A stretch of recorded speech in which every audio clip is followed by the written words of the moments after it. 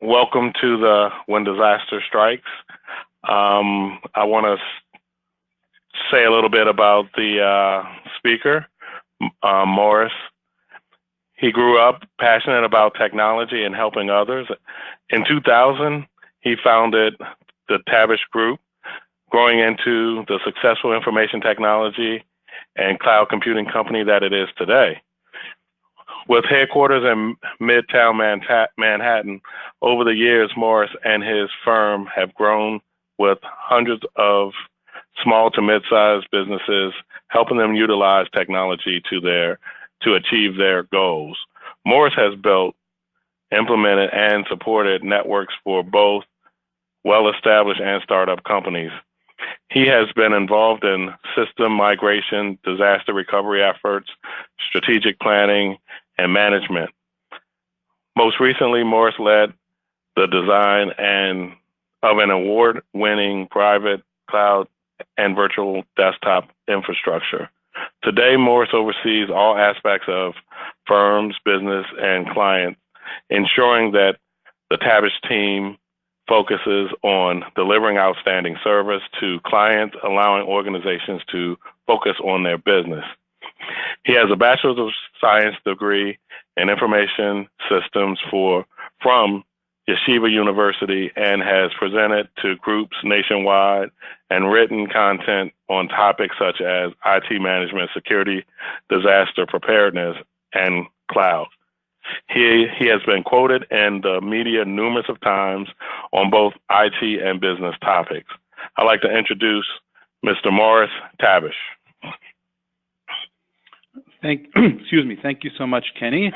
Welcome, everybody. It's great to be here on the webinar with you all today. As a firm, both my partner Dara and myself, we really enjoy being an ALA partner, and we always meet great people from the ALA chapters. So, as Kenny said, just to add to that little background on myself, I've been involved in IT since I was a teenager in the early 1990s, and have gone from residential computers, setting up people's first computer with AOL and a dial-up modem, all the way up to small to mid-sized businesses. I've worked for and done consulting both for small startup and larger, more established corporations. And in all of my years, I've done and seen a lot, from Microsoft DOS and Windows 95 with dial-up modems, all the way to Apple Macintosh way before it was cool. And while I like to think that I've seen it all, the more people I meet, the more firms I encounter, the more I learn every day. I consider myself very fortunate that I get to work with technology and help people at the same time. I truly love coming to work every day, and as a bonus, I even get paid to do it. So let's get started. My slides want to advance. Okay, there we go. As we all know, IT is the lifeblood of law firms. There's no doubt about that. And as time goes on, as computers and technology get more functional, faster, better, and easier to use, we rely more and more on our technology. It becomes even more critical to our firms. Now, what's considered a disaster? In my mind, a disaster is anything that stops the firm from its normal course of business. It stops you from practicing law and servicing clients, plain and simple. Now, a disaster can be work stoppage, or it can be a data loss. Work stoppage means something that everybody pauses. It means lost revenue, missed deadlines, missed appointments. Data loss, on the other hand, doesn't mean you stop working, but all of a sudden some of your information is gone. And that can be a pure out embarrassment and can ruin a firm's reputation, a reputation that sometimes takes years to build. Now, there's a lot of types of disasters that can cause this. For things like work stoppage, of course, there are the obvious ones that make the news, like hurricanes, blackouts, fires. Unfortunately, the last few months, we've seen more than our normal share of those. But then there's the smaller things that are just as impactful, like viruses, malware, hacking, system malfunctions, database corruption, that unfortunately don't make the news. Something like data loss can also be the result of just poor backups, or sloppiness, or improper use of a system. Now, unfortunately, I learned a long time ago that for any company, A disaster, it's not a question of if it's going to happen, but when it's going to happen and how prepared that firm will be.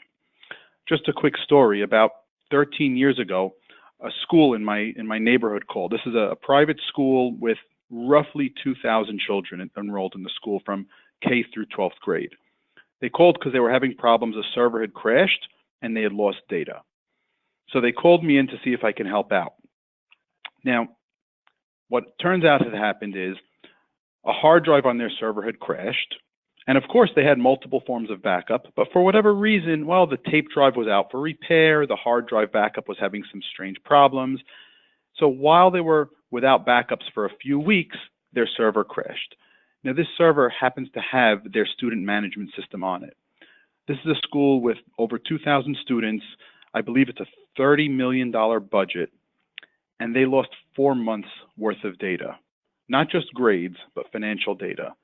They were at a point when I walked in to try and help that they were calling parents to ask them when they last made a payment and how much that payment was for. Unfortunately, by the time I got there, it was way too late. They had already sent hard drives out to try to scrape data. They had, gone through all sorts of troubleshooting steps. And the only thing I can do is help them come up with a better plan so this doesn't happen again. Now, this could all have been easily prevented, and backups could have been taken much more seriously. But the reality at their organization, and like many organizations, is that the IT person responsible for all of this was overwhelmed. He had so much to do, so many people calling him every 15 minutes for help with something, that backups unfortunately fell to the bottom of his to-do list. Now, like I said, we just had a wild weather season across the country. Lives were lost, homes were destroyed, and there are still hundreds of thousands of people without homes, without power, who need to think about how to rebuild their lives. I can't even begin to speak about that. If there's a silver lining, it's that most of the time, this doesn't happen. Most of the time, the disasters that we'll encounter are smaller, non-life-threatening, and non-newsworthy ones. But both types we need to be prepared for as administrators to firms. And we'll get into that. But like I said, unfortunately, the reality is it's not if a disaster will happen, but it's when and how prepared we are. So let's get started. Some of the objectives today are to understand the likely impact of disasters on your firm, explore options on how you can be prepared and mitigate the impact, and know how to test and improve your disaster preparedness plans. So how do we prepare? The first and most important part of preparing for any disaster is having proper backups and disaster recovery. Now, when I first started in IT in the mid-1990s, backups were done to these big 8-inch reels of tape that we had to load into a tape loader, hang on a rack. Kind of reminded me of the old movie reels at movie theaters. As the years progressed, network backups and server backups went to smaller things like digital audio tape and LTO tape cartridges. We had drawers of them. Each one had a different day labeled on it. Different people took different ones home and brought them back in. And that was how backups were done. Now today, there's a myriad of options, both physical to tape or to disk and cloud-based. And there's no one-size-fits-all, but there are many options for backups. But the first thing is, before you look at your backup system and consider, is it the right one or isn't it, let's understand some fundamentals to backups. RTO is a recovery time objective. RTO basically determines if and when there's a problem, how quickly do you need to be back up and running? For example, can you afford for a time and billing system to be down for 2 hours, 4 hours, or a day? Obviously, no downtime is the best. But if there's a problem, how long will it be before your firm starts seeing a serious impact? RPO, on the other hand, is the recovery point objective. If, for example, you do nightly backups of your database, of your time and billing, and you have a server crash at 4 p.m. one day, that means you're going to restore data from the night before. Can you afford to lose almost a full day's worth of billing? Maybe you can, maybe you can't. And of course, you have to think way beyond time and billing. This goes into financial systems, email, documents. How far back can you afford to go, which will help determine how often your backups need to run. The next thing that I want to speak about is backups versus DR, which stands for disaster recovery, versus BC, which stands for business continuity. Now, these are terms that are all thrown around by companies to try and scare us, and they're all meaningful, but they're not the same. Backups is strictly a copy of your data. Imagine tape backups. Your entire network, your entire group of servers, your applications can be backed up and copied onto a tape.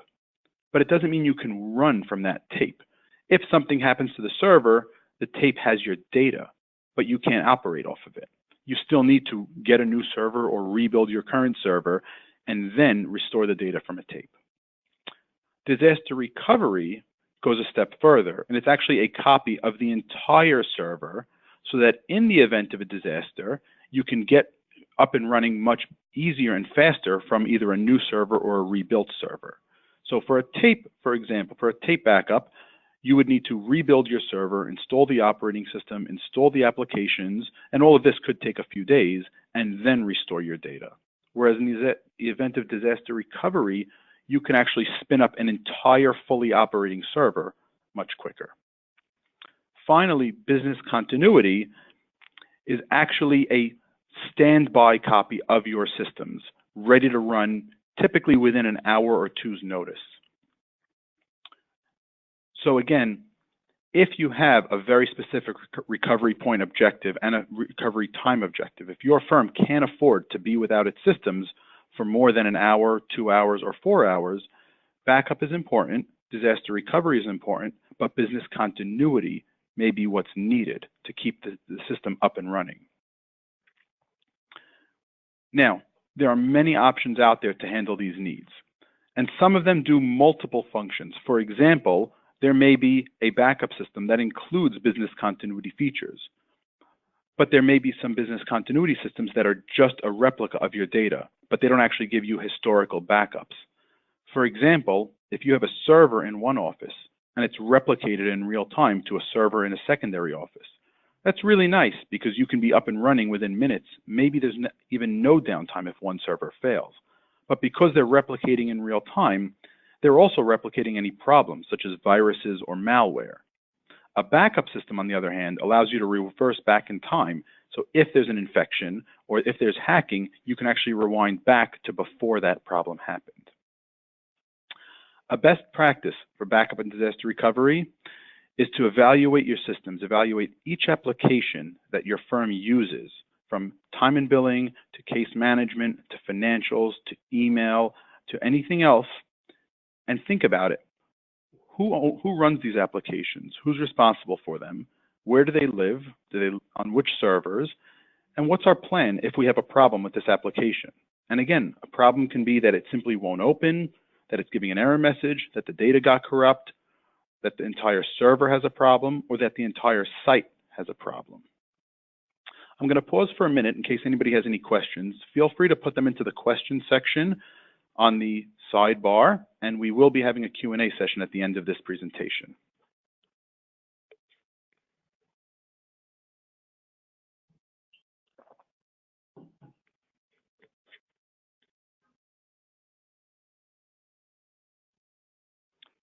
Okay.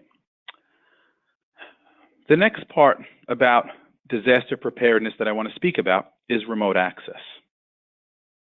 Now, I love remote access. On a personal note, I use it pretty much at least once a week if I need to work from home. During the summers, I work remotely a few days a week to avoid the commute into Manhattan in the summer.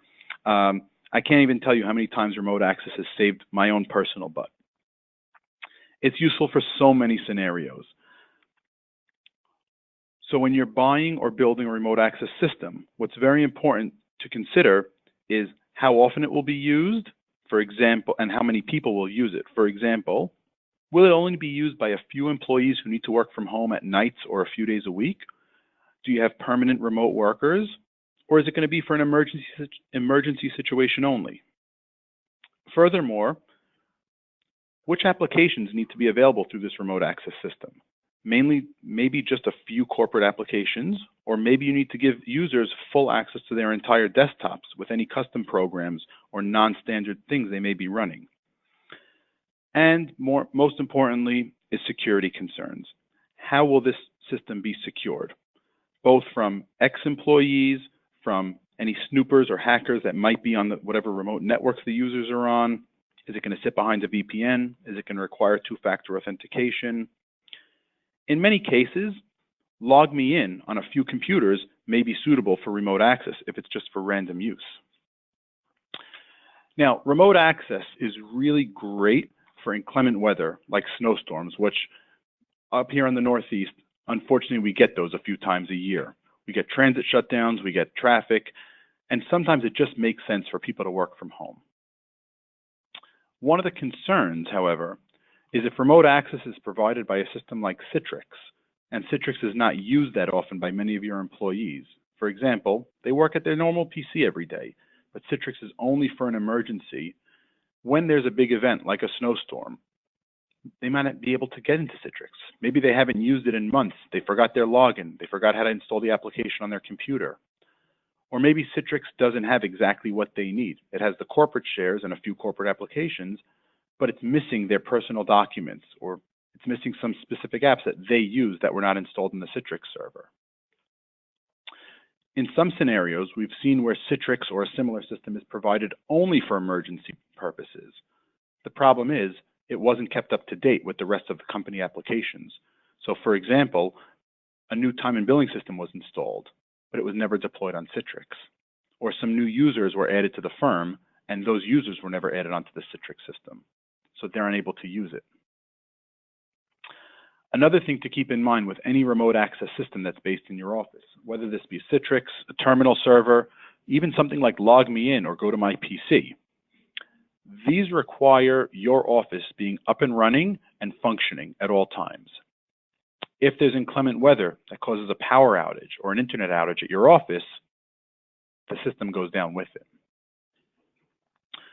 From a security perspective, and this is very important, if you're going to give your users or your employees remote access to the network, whether it be through a VPN or through something like a Citrix or terminal server, you want to control how the local computer that they're connecting from, for example, their desktop or their personal or their laptop or desktop at home, can access the corporate network. And what I mean by this is as follows. VPNs are really nice in that it allows you to access files remotely. But if you open a VPN connection from a home computer, or any computer for that matter, into a corporate network, that remote computer is now part of your corporate network. The problem is, if that computer is not properly secured, and we've seen this many times, that computer at home, for example, has malware on it. The way malware works, especially ransomware, is it looks for any remotely connected drives and folders to spread itself to. So a home computer has ransomware on it, unbeknownst to you. You open a VPN connection so you can access your office network. Within a few minutes, sometimes even a few seconds, that ransomware sees a new drive or a new network available to the computer and spreads itself over that VPN tunnel into your corporate servers and onto other desktops on the network. If you're going to allow local access to remote files, again, either through Citrix or through a VPN or a terminal server, make sure you have some sort of additional security layers in place that authenticate that whatever computer is connecting in not only use the right username and password, but has the right type of anti-malware and antivirus software installed and up to date on there. And again, when it comes to remote access in the event of inclement weather, 5 years ago, I believe yesterday was actually the 5-year anniversary of Hurricane Sandy, and it hit New York pretty hard. We had one client call us a couple days into Sandy saying, listen, I understand my office is down, but my home is up and running, and I'm trying to do Log Me In, and I can't get into my computer. I don't understand why. We had to explain to him that the computer he was trying to get into was in a building with no power. You can't log into something that's not turned on.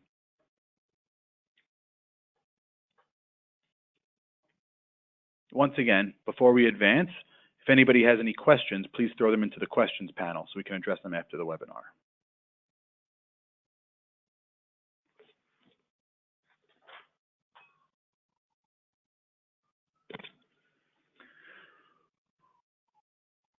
The next topic I want to talk about is one that I had a really creative name for, the 3 M's and a P. We're going to start with the P. Have a plan. I've heard this saying many times before, that failing to plan is actually planning to fail. Without a proper plan, without time spent thinking about security and disaster preparedness, nothing will work. Unfortunately, there's no system out there that's set it and forget it. Planning for disaster preparedness, and again, a disaster is everything from a site facility issue, to a server problem, to a security breach, to malware, to data loss. All of these things can happen, and unfortunately, most of them will happen. They need to be thought about and planned out ahead of time. And in the planning, look at all the different scenarios that can happen. Be creative. Think about, what about this? What about that? What if somebody leaves and has all the passwords to everything? What if the person who, what if one of the secretaries was responsible for checking the backups? Ensure that all of these questions are answered, from the highly unlikely ones like a hurricane or a fire or a building collapse, to the things that are much more likely, like a power outage, a server crash, a pipe bursting in your server room, somebody accidentally deleting files or downloading a piece of ransomware onto their computer. Those smaller things are much, much more likely to happen. And the M's, they go hand in hand. Without proper management and monitoring and maintenance, so many of these smaller things that can be predicted and can be prevented will happen. With the right monitoring and maintenance and management, these little things will be blocked right away. And some of them are so easy to prevent, but could be so costly. I want to give one example of, or two examples of things that are really costly, but really easy to prevent. So I'm going to talk about RAID for a minute. RAID, for those of you who are not familiar, is a way that you can have multiple hard drives in one server, and those hard drives are redundant to each other. Now, a hard drive is the device that stores all of your data, so all of the applications and the databases and the files and the email systems are stored on these hard drives, and whoever's opened up a hard drive or seen what the inside looks like, it looks almost like a turntable. It's got spinning platters. They're about 4 inches big, those platters. They spin at about 7,000 or 10,000 RPMs, and there's a little needle with, an arm with a needle that's reading the data and writing the data to these platters. Again, kind of like a turntable, but a little smaller and a lot faster. Now, these are mechanical, and with all this spinning and reading and writing, it's bound that every so often a hard drive fails. So in servers, they've devised a technology to have multiple hard drives with data spread across them. So in this scenario that you can see on the bottom, the server has 8 hard drives, and they're all paired together to act as one big, large hard drive. It's a really great technology. It's been around for more than 15 years. Now, one of the most common problems with servers is that if one drive fails in a RAID array, you're just fine. You may get one of these green lights turning orange or red or blinking, but other than that, nobody knows that there's a hard drive failed because you've got redundant drives and the server keeps on running beautifully. And if one drive fails, you notice it, you physically slide it out, slide a new one in, and everything is solved. That whole process takes about 10 minutes, and nobody knows that anything happened or anything went wrong. You don't even have to turn off the server to do that. The problem is, too many servers are not properly monitored. And we've seen it where there's a server up and running with a failed drive, and nobody knows. And as soon as a second drive fails, now the server shuts down. And it's not as easy as replace 2 drives and we'll be back up and running. Typically, if a second drive has failed, that's when the people will for sure notice because the server is down.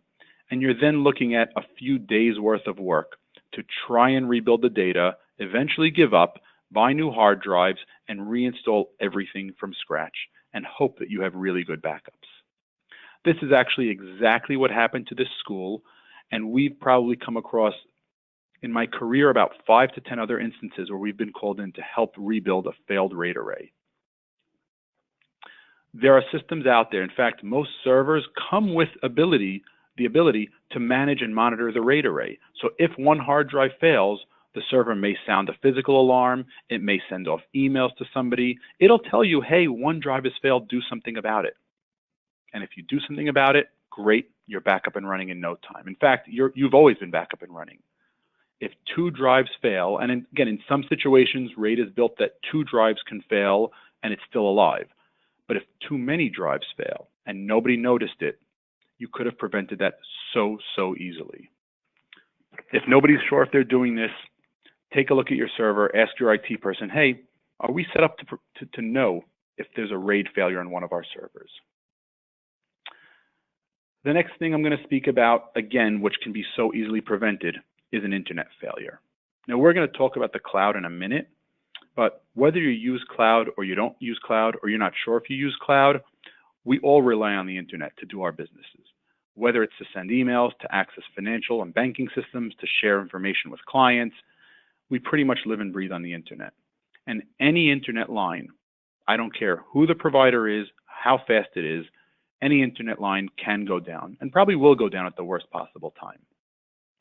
Now, this diagram shows having multiple internet lines from different companies coming into one business. And this is something that I'm hoping every single one of you on the phone has right now. Maybe you've got fiber optics and a cable modem, or a cable modem and a DSL, or fiber and fixed wireless. It doesn't really matter what you've got. What matters is you have 2 different types of internet lines coming in from 2 different companies, both load balanced and set to failover on your firewall. Now, just about every firewall that's out there today has this ability, where again, if one internet line goes down, it will switch everybody to the backup line, and some sort of notification will go out. Because again, what good is having a backup if you don't know that the main one is down? And we've seen everything from carrier problems to construction out in the street to a tree that falls. I mean, there's so many things that can take down an internet line. And the unfortunate reality is, most of the time when there's an outage, you can't find out or know exactly when it's going to come back up. Sometimes it's just about calling Verizon or whoever the carrier is over and over until you get a result. Now back to our ensuring success slide, with the 3 M's and a P. Maintenance is critical. Whatever type of disaster recovery and backup and continuity plans you have, they need to be tested. Maintenance should involve running these plans, running a simulation at least once a year. If you have a business continuity system, many of them have simulation features where you can try bringing up a server in disaster recovery or business continuity mode to make sure it actually comes up. If you have RAID monitoring on your servers, which you should have, test it by watching the alerts when somebody pulls out a drive after hours. If you have multiple internet providers, again, turn one of them off one day and make sure that the failover works. Make sure your backups are working. Test restoring data. The only thing I could think of that's worse than an outage or unplanned downtime is having to answer to your boss why the backup system or redundancies that you thought you had didn't actually work. And management, nothing works on its own. Like I said, nothing here is set it and forget it. Now that's good for people like us, the IT people, but you have to make sure that whoever is managing your IT, be it yourself, an IT specialist in-house, or a third-party provider, that they're on top of this. They're the ones who need to be managing, maintaining, and monitoring your systems, and constantly checking if your needs have changed or you've installed new systems and that they're also protected. Too often, the person managing the backups isn't in touch with the person managing the servers, and a new server or a new application gets installed, but they forget to add it to the backups. Okay, so whoever hasn't guessed, that's me on the left-hand side, and I love cloud. Why do I love cloud? And much more importantly, what's cloud got to do with all of this?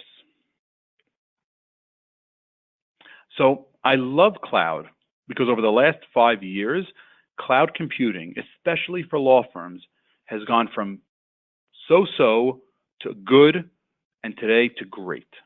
The technology powering cloud has gotten so much better.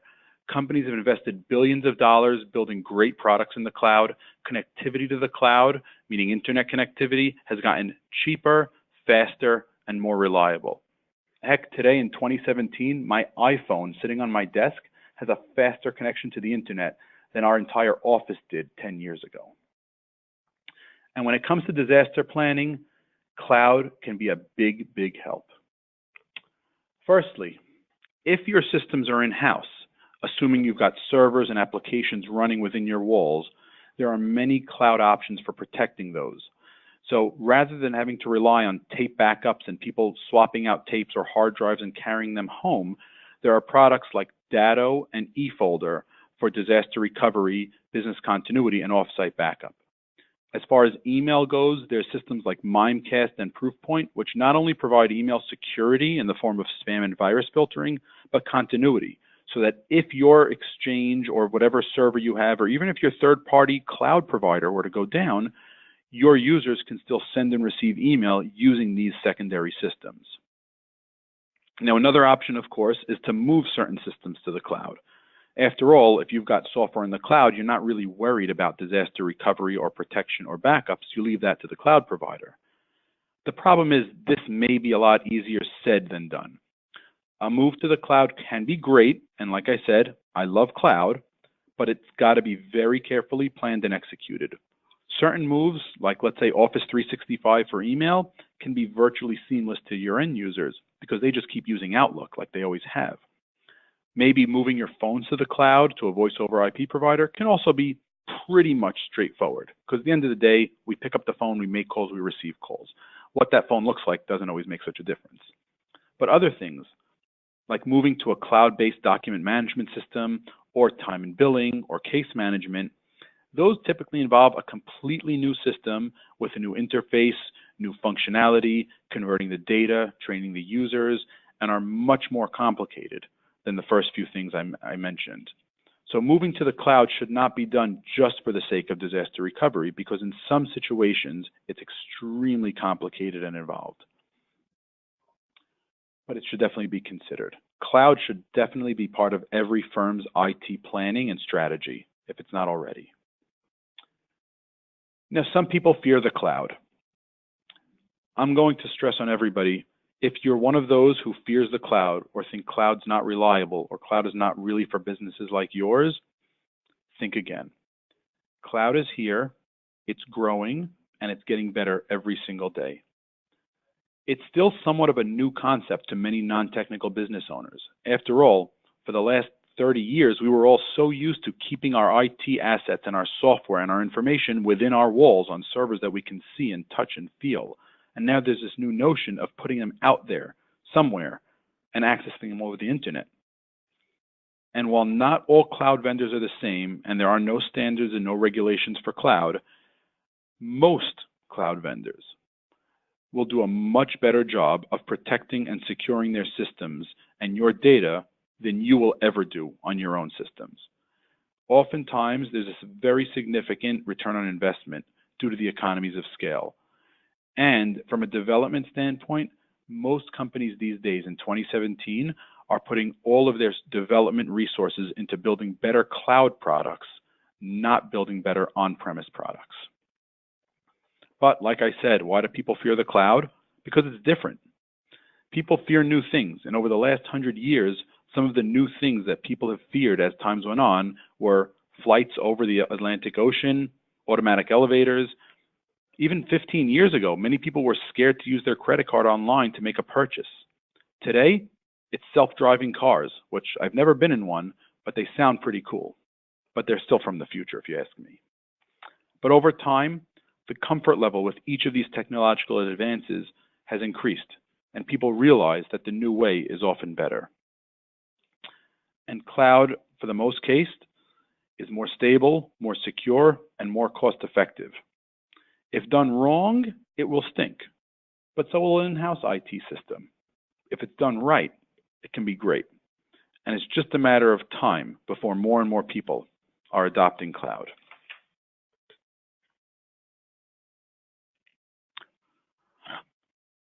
So that's all I've got for today.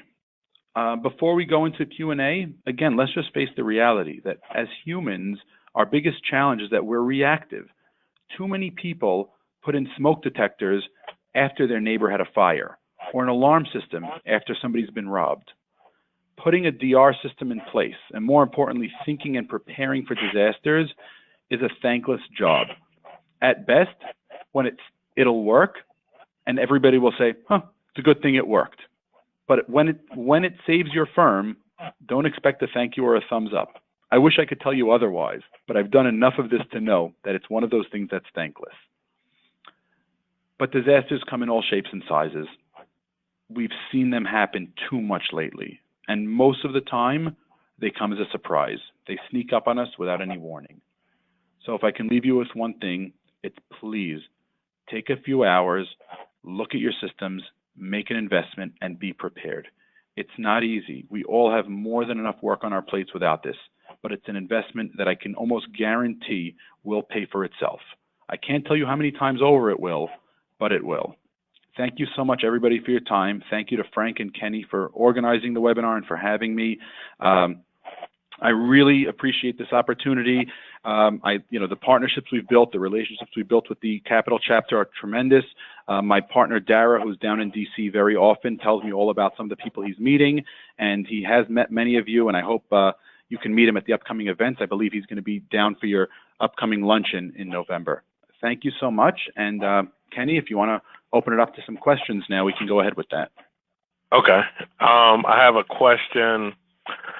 Cloud backup versus on-premise, and then the follow-up question to that is time, cost.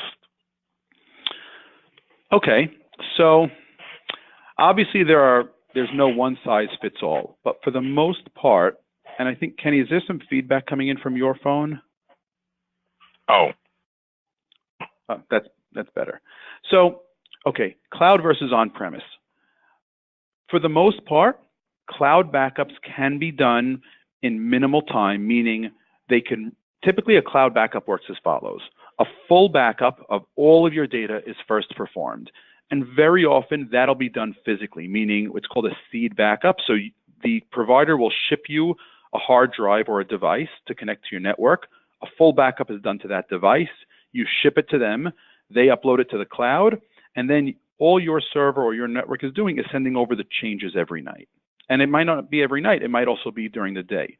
The better systems that we've worked with allow you to throttle that bandwidth. So if you've got a slower internet connection, and again, slower is a subjective term, but if need be, you can tell the system how often to run the backups and how much bandwidth to use at what hours. So assuming that you've got a 50 megabit internet connection, you can tell the backup system to run every 30 minutes, but between the hours of 8 a.m. and 6 p.m., only use 10 megabits of bandwidth. After 6 p.m., when the firm is mostly quiet, go crazy and use the full 50 megabits to keep everything up to date as fast as possible. Again, the good thing about today is these systems have gotten better, and internet access in pretty much all of North America, but especially in the big cities, is getting faster, cheaper, and more readily available. So we, in the last 2 or 3 years that we've deployed a lot of these systems, we have never come across a situation where bandwidth was a concern. Okay. The next question I have, cloud options, data, e-folders for data. What were the names of the Go ahead. I'm sorry. Keep going, Kenny. I'm sorry. And it says, what were the names of the programs for email? Okay. So first I'll speak about Datto and eFolder. Datto is D-A-T-T-O. In our opinion, they're one of the better options to protect your systems and protect your servers off-site. eFolder is another one. It's eFolder. Now, both companies, the way their technology works is you have a server that's deployed at your site. All of your normal servers get copied automatically to this backup server, a full image of them, and then this backup server gets replicated up to the cloud. So we like it because it helps protect our clients from data, from accidental data deletion, you can restore just a few files. If an entire server fails, you can turn on an entire server from their system. And if your entire site fails, within typically 48 to 72 hours, you can have your entire bank of servers up and running from their cloud. And eFolder is the same. For protecting email, the two systems are called Mimecast and Proofpoint. And I'll put these actually both into the chat. It's probably easier than spelling them out. Both of these are, number one, they're industry-leading email security platforms. They protect you from spam and viruses. They can secure content. They do a lot to make sure your email is safe, secure, and works well. And they offer a continuity option. So if, for example, your server goes down or your office goes down with your servers in it, users can, from either Outlook on their computers or their phones, they can literally still send and receive email. It's just going through these other systems temporarily. So it gives you that form of continuity. Okay. Sounds good. All right, I have another question. Can you talk about possible failback scenarios? The problem with many disaster recovery business continuity solutions is that failing back to primary can be messy. Has this gotten better? So that's actually a great question that I should have addressed earlier on.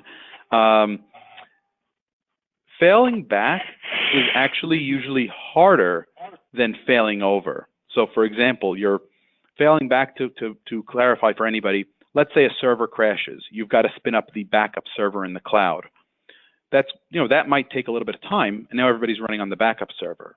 There needs to be a plan on how once your original server is repaired, how to get back to the original. Now, typically failback is not messy. It's more steps, it's more involved, but it's also plannable. So for example, let's say an on-site server crashes midday. RAID wasn't being monitored, a few too many drives failed, and now the server won't turn on. With a system like Datto, for example, within about a half hour to an hour, you've got that same server up and running off of the backup machine, and everybody is logged in and they're using it just like they normally would. The failback plan is that once the original server is repaired, even if repaired means buy new hard drives and now it has no data on it, you would schedule that failback for a night or weekend where you can actually sort of put the system into maintenance mode, try to fail it back over, which is a copy process that may take a few hours, and then test it. So failback is done on a scheduled basis. And again, depending on how bad the failure was, is it a server down, is it a virus, or is it an entire site down? Obviously, the more the damage there is, the more complicated the failback scenario is. If your entire office has a fire and those servers are physically non-existent, well, you're going to be running out of the cloud for quite a while. And when you're ready to fail back, it'll happen, but it's going to take some more time. Okay, very good. I have another question. What about disaster recovery for phone systems? If your office were to be offline or our phone system have a problem, do the voice over IP systems work well for that? Okay, so that's a great question. There's a few options when it comes to disaster recovery or continuity solutions for phones. Assuming you have an in-house phone system, which most firms still do, that system can go down either because of a power outage or maybe your line goes down. Again, the phone company has a problem. So one option is that many phone companies can set up that if your system or your lines are down, your calls get forwarded automatically. Now, those calls may get forwarded just to a voicemail, which emails all the messages to one person, or it may get forwarded to cell phones. Another option is really, if you're going to go with a hosted VoIP, which means a phone system in the cloud, the best way to do it would be to make that your permanent phone system. So it's used whether you're in the office or out of the office. And we have a lot of clients who've done this before. There's many voice over IP providers out there, and we've worked with dozens of them. And all I'll say is this: if they're done right and they're planned properly, they work beautifully. If they're not done, and I'm actually talking to you right now from a hosted voice over IP phone system that we use in our office from a provider out in New Jersey. But if they're not done right, if any company tells you, yep, just buy the phones and plug them into any internet connection, they won't work properly. And the last thing that any attorney wants is when they're on a phone call with a client, billing a few $100s an hour, for the call to sound like they're calling from the middle of the Grand Canyon on a cell phone, and it's all choppy. So we definitely, we like voice over IP, we like hosted phone systems, and they're great because in the event of a disaster, calls can automatically go to people's cell phones, or people can log in from their home computers and make and receive calls as if they're at their desk. They're really, really nice. They have tons of features, but they need to be planned properly, just like any IT system in the cloud. All right. I have one more question. We use desktop applications, including Tabs and QuickBooks. What's the best way to protect those so we can access them in case of a disaster? Okay, so, and we get this a lot also.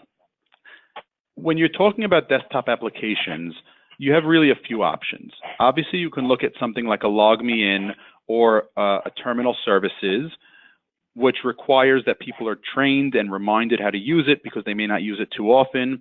And obviously, it requires that your site, your office itself be online.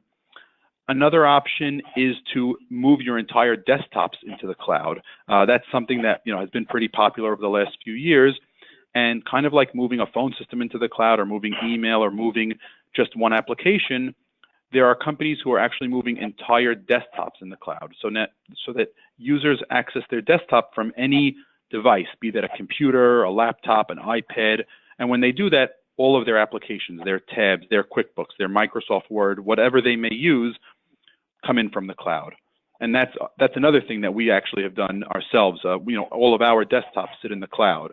So last year when there was they thought there was going to be a snowstorm and the city of New York shut down the subways a day in advance, most of our team was able to log in and work from home, thanks to the phones and the computers being in the cloud. So that's one approach that we've seen some success with.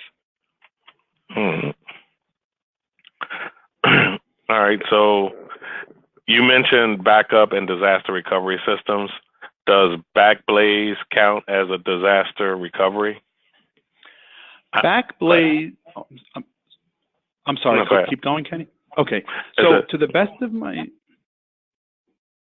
sorry, go ahead. And I said, I know we use that and something called Datto.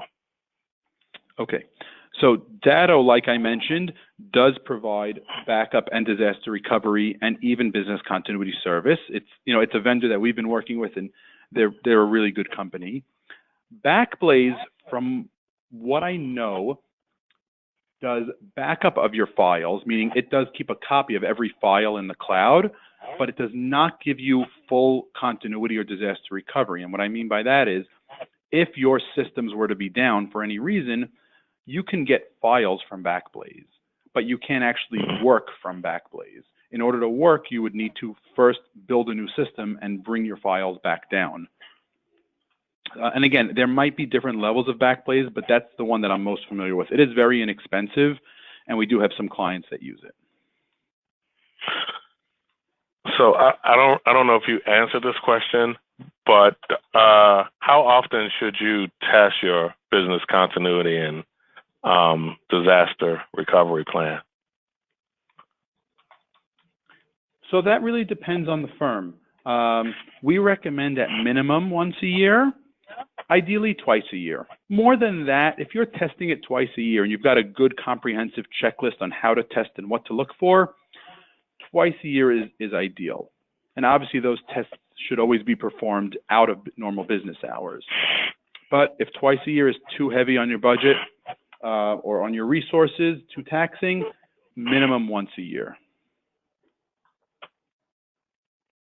Okay. I'm guessing if we don't have any more questions, we're going to wrap it up. Thanks everyone for joining.